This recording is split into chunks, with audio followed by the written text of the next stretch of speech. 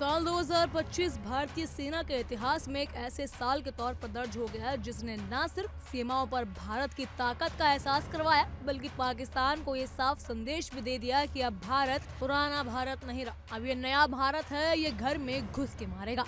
ये साल ऑपरेशनल कार्रवाइयां तेजी से हो रही आधुनिक अधिकरण और सटीक प्रहार की रणनीति का प्रतीक बनकर उभरा। भारतीय सेना ने खुद 2025 को एक लैंडमार्क ईयर बताया और इसकी वजह बेहद ठोस है। इस पूरे साल में जो कुछ हुआ उसने पाकिस्तान की साजिशों को, उसकी भद्दी हरकतों को और युद्ध नीतियों को और सीमा पार से चलाए जा रहे हमलों पर करारा प्रहार किया। इस साल की सबसे अहम और निर्णायक कार्यवाही रही ऑपरेशन सिंधु। पहलगाम में पाकिस्तान समर्पित आतंकियों के हमले के बाद से 7 से 10 मई तक के बीच चले ऑपरेशन को अंजाम दिया गया। पूरी योजना सेना की मिलिट्री ऑपरेशन ब्रांच ने तैयार की और इसका संचालन डीजीएमओ के ऑपरेशन रूम से हुआ, जहां चीफ ऑफ डिफेंस स्टाफ और तीनों सेना प्रमुख मौजूद थे। इस ऑपरेशन में सीमा पार मौजूद 9 ठिकानों को पूरी सटीकता के साथ तबाह किया गया, जिनमें से 7 को भारतीय सेना और 2 को भारतीय वायुसेना से निशाना बनाया गया। ये हमले सीमित समय, पूरी रणनीति समझ और साथ किए गए ताकि पाकिस्तान को सबक भी मिल सके और हालात बेकाबू भी ना हो। इसके बाद पाकिस्तान ने ड्रोन के जरिए भारतीय सैन्य और नागरिक ठिकानों पर निशाना बनाने की नाकाम कोशिशें की, लेकिन सेना की एयर डिफेंस यूनिट ने इन सभी प्रयासों को पूरी तरह नाकाम कर दिया। ये साफ हो गया है कि अब पाकिस्तान की ड्रोन और चालाकियां भारत के सामने बेअसर हैं। लाइन ऑफ कंट्रोल पर भी भारतीय सेना ने एक के बाद एक सख्त कार्रवाई करते हुए दर्जन भर से ज्यादा लॉन्च पैड को जमीनों कर दिया। इससे घुसपैठी और लॉजिस्टिक नेटवर्क का बड़ा झटका लगा। 10 मई को हालात इतने साफ हो चुके थे कि पाकिस्तान के डीजीएमओ को खुद भारत से संपर्क कर सीज फायर पर समझ लेने की या समझ बनाने की पहल करनी पड़ी। यह अपने आप में इस बात का संकेत है कि दबाव किस पर था। 2025 में भारतीय सेना की लंबी दूरी की मारक क्षमता और सटीक प्रहार की ताकत भी नए स्तर पर पहुंची। दिसंबर में ब्रह्मोस मिसाइल का कॉम्बैट लॉन्च पर यह साबित हो गया कि भारत अब गहराई में जाकर भी सटीक वार करने में सक्षम है।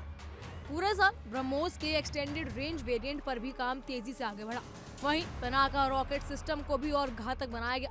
जून में 2 नए रेजिमेंट ऑपरेशनल हुए और दिसंबर में लॉन्ग रेंज गाइडेड पिनाका का सफल परीक्षण भी हुआ, जिसकी मारक क्षमता लगभग 120 किलोमीटर बताई जा रही है।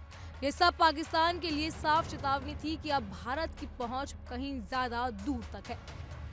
सेना की एविएशन क्षमता में भी 2025 का बड़ा साल साबित हुआ। लंबे समय से प्रशिक्षित AH-64I अपाचे हेलीकॉप्टर आखिरकार सेना के बेड़े में शामिल हुए। जुलाई में पहले 3 और दिसंबर में बाकी 3 हेलीकॉप्टर शामिल किए गए, जिसमें जमीनी युद्ध और दुश्मन पर त्वरित प्रहार की क्षमता में बड़ा इजाफा हुआ। 2025 में सिर्फ हथियार ही नहीं बदले बल्कि युद्ध की संरचना भी बदली। राजस्थान में अक्टूबर में हुए एक बड़े डेमोन्स्ट्रेशन में नई युद्ध संरचनाओं का प्रदर्शन किया गया, जिसमें भैरव बटालियन और आशीन ड्रोन प्लाटून की संयुक्त तैनाती दिखाई गई। योजना के तहत 25 भैरव लाइट कमांडो बैटेलियन को तेजी से ऑपरेशनल करने की तैयारी शुरू की गई। वहीं आशीन ड्रोन प्लाटून को इन्फेंट्री यूनिट्स में शामिल किया गया ताकि निगरानी और सटीक हमलों की क्षमता दोनों मजबूत हो सके। शक्तिवान रेजिमेंट और देवस्त्री बैटरी जैसी नई यूनिट भी भविष्य में युद्ध को ध्यान में रखकर खड़ी की गई। सेना ने 2025 में टेक्नोलॉजी की असल इस्तेमाल पर जोर दिया। गोला बारूद में 51% संवेदीकरण हासिल किया गया और हजारों drone, thread drone, swarm drone, high altitude ballistic drone और आत्मघाती ड्रोन सेना में शामिल किए गए। डिफेंस एक्विजिशन काउंसिल में thermal imager, drive night sight और मीडियम एल्यूटेड ड्रोन जैसे अहम प्रस्तावों को मंजूरी दी। ये सब दिखाता है कि भारत अब पाकिस्तान की तरह बाहर पर निर्भर नहीं बल्कि खुद अपनी ताकत बना रहा है। डिजिटल बदलाव भी 2025 की बड़ी पहचान रहा। जी हाँ, टेक्निकल लेवल पर फैसले तेज हो गए हैं। इसके लिए एज डाटा सेंटर बनाए गए, सैनिकों के लिए इन हाउस एप्स और सॉफ्टवेयर डेवलप किए गए जिससे ऑपरेशनल एफिशिएंसी बढ़ सके।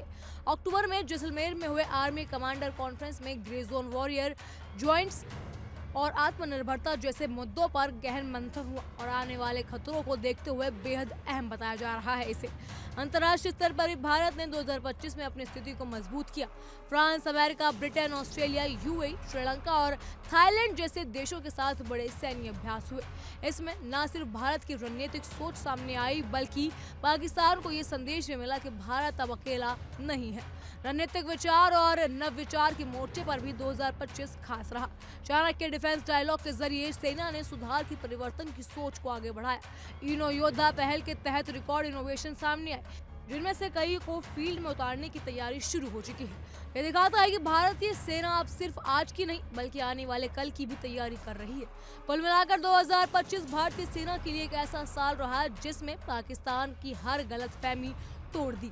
सटीक प्रहार, मजबूत रक्षा, आधुनिक तकनीक और आत्मनिर्भरता के साथ भारत ने साफ कर दिया कि अब किसी भी उकसावे का जवाब तय है, तेज है और निर्णायक है। बहरहाल इन सब पर आपकी क्या राय है, हमें कमेंट सेक्शन के जरिए जरूर बताइएगा। फिलहाल के लिए इतना ही। तमाम खबरों के लिए फॉलो कीजिए इंडिया डेली को।